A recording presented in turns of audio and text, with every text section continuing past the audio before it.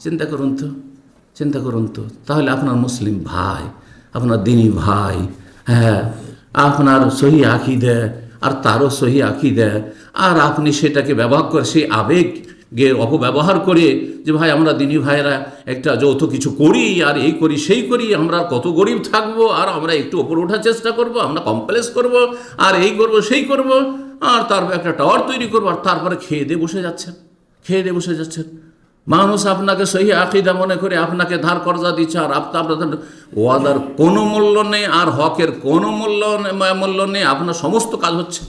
দেখেন আল্লাহ ভালো জানছে যে সত্যি আপনার অভাব আছে কিনা।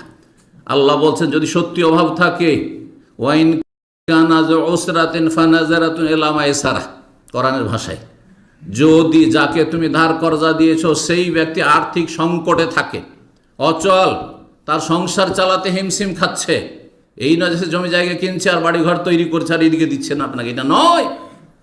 ওয়াইন কানা উসরা, আর্থিক সংকটে অভাবে আছে সে, আর সে খেতে পাবে না, আর আপনি তার কাছ থেকে জবরদস্তি আমার টাকা দাও, তুমি খাও না খাও, মরো, তোমার বাচ্চারা মরুক, না না, এটা ইসলাম বলে না।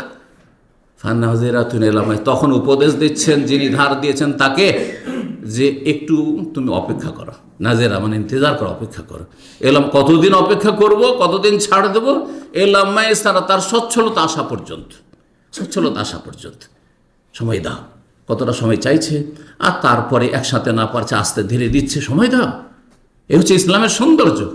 কিন্তু আপনার দুনিয়ার সমস্ত কাজ হচ্ছে আর আপনার বিভিন্ন আর্থিক পরিকল্পনা তৈরি হচ্ছে বড় লোক হওয়ার জন্য, আর এদিকে আপনার দিনী ভাইয়ের পয়সার কোনো মূল্য নেই, এমন যেন চরিত্র না থাকে। দেখুন রাসূলুল্লাহ সাল্লাল্লাহু আলাইহি ওয়াসাল্লাম হাদিস, সহিহ বুখারী 2212 নম্বর হাদিস, মান আখাযা আমওয়ালান নাস, কেউ যদি মানুষের টাকা পয়সা নেই, সেটা আপনি ধার কর্জা হিসাবে নিয়েছেন, অথবা শেয়ারে ব্যবসা করব, আর যেই ব্যক্তি আপনাকে টাকা দিয়েছে সে হয়তো সরাসরি সেখানে ইনভলভ থাকতে পারছে না, দূরে আছে, অথবা সে ব্যবসা বাণিজ্য অত বুঝে না, ভাই আপনাকে এই টাকাটা দিলাম আর লভ্যাংশ থেকে আমাকে 50% দিয়েন, অথবা যার উপরে একটা চুক্তি হয়েছে দেবেন, আপনি এতটা দেবেন, এতটা আপনি নেবেন, একটু আমানতের খেয়াল রাখেন, আর আমার টাকাটা যাতে একটু বাড়ে এই আশা নিয়ে আপনাকে দিলাম, বিশ্বাস করে দিলাম। ওয়াল্লাহ, এমন কোনো মানুষ আজ পর্যন্ত পেলাম না, আমি এখন পর্যন্ত পেলাম না, যেই ব্যক্তি এরকম পার্টনারশিপে ব্যবসা করে সে দিনী ভাইকে একটু উন্নতি করে দিয়েছে। নজির নেই আমাদের কাছে।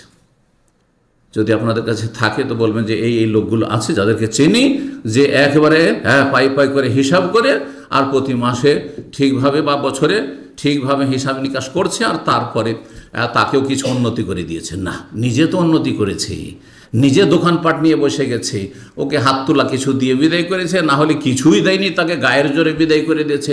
এসবের নজরে বহু আছে। এত সহজ মনে করছেন মুক্তি, এত সহজ মনে করছে জাহান্নাম থেকে বেঁচে যাবেন? না, মোটেই সহজ নয়। আল্লাহকে ভয় করুন, জাহান্নামকে ভয় করুন। ওয়াত্তাকুন নার আল্লাতী উইদ্দাত লিল কাফির, জাহান্নাম তোমাদের জন্য তৈরি করা হয়নি হে মুসলিম। সুতরাং কাফেরদের মতো হয়ে গিয়ে আল্লাহ পরকালে অবিশ্বাসী যারা, তারাই সব কাজ করতে পারে। তুমি মুসলিম কি করে কাজ করছো যে মানুষের টাকাকে নয় ছয় করছো? আল্লাহ বোঝার তৌফিক দান করেন। বলছেন নবী সাল্লাল্লাহু আলাইহি ওয়াসাল্লাম, মান আখাযা আমওয়ালান নাস, যেই ব্যক্তি মানুষের টাকা পয়সা নিল, যেভাবে নেন না কেন, ধন সম্পদ নিলেন আপনি, ইউরিদু আদা আহা, সদ ইচ্ছা আছে, অন্তরে সৎ নিয়ত আছে যে টাকাটা তার ঠিকভাবে আদায় করে দেব, আমি তার আমানত রক্ষা করব, তাহলে আপনার এই সৎ নিয়তের বরকত হচ্ছে আদাল্লাহু আনহু, আল্লাহ আদায়ের ব্যবস্থা করে দেবেন। এটা তো ভাব অর্থ বললাম, আল্লাহ আদায় করে দেবেন, মানে আল্লাহ আপনাকে এমন শক্তি দেবেন যে আপনার অভাব হবে না, আপনি দিতে পারবেন। আপনি যেহেতু আপনি যখন ধার নিয়েছেন, অথবা যখন আপনি শেয়ারে ব্যবসার জন্য পয়সাটা রেখেছেন, অথবা একটা আপনি কমপ্লেক্স অথবা এই কিছু তৈরি করব আমরা যৌথভাবে, সেই জন্য আমরা প্লট কিনছি আর প্লটিং ব্যবসা করছি, সেখানে নিয়েছেন আপনি পয়সা, আর নিয়ত ছিল যে প্রত্যেককে যেইভাবে নিয়েছে আমি যেমন নেব সেইভাবে তাদেরকেও দেব। যদি ইউরিদ আদা আহা, সেটা যথাযথ হক আদায় করার যদি নিয়ত থাকে, আদাল্লাহু আনহু, আল্লাহ তার পক্ষ থেকে নিজে আদায় করে দেবেন। সুবহানাল্লাহ, ওয়াদা করছেন রব্বুল আলামিন। এটি ওহী, হাদিস ওহী, কোরআনের মতোই রাসূলুল্লাহ সাল্লাল্লাহু আলাইহি ওয়াসাল্লামের মোবারক জবান দিয়ে শুধু বেরিয়েছে। এছাড়া বিধানের দিক থেকে কোরআন হাদিসে কোনো পার্থক্য নেই। আর বিপরীত যদি ওমান আখাযা আমওয়ালান নাস, আর কেউ যদি মানুষের ধন আমওয়ালান নাস বলা হয়েছে, মুসলিমের বলা হয়নি, সহিহ আকীদার বলা হয়নি। হিন্দুর নিয়েছেন, ইহুদির নিয়েছেন, খ্রিস্টানের নিয়েছেন, বুদ্ধিস্টের নিয়েছেন, নাস্তিকের নিয়েছেন, যে কারণ আমওয়ালান নাস, যে কোনো মানুষের যদি আপনি পয়সা নেন আর ইউরিদ ইতলাফাহা, উদ্দেশ্য আপনার অসৎ, টাকাটা হাতিয়ে নিতে পারলে তুই কে আর আমি কে?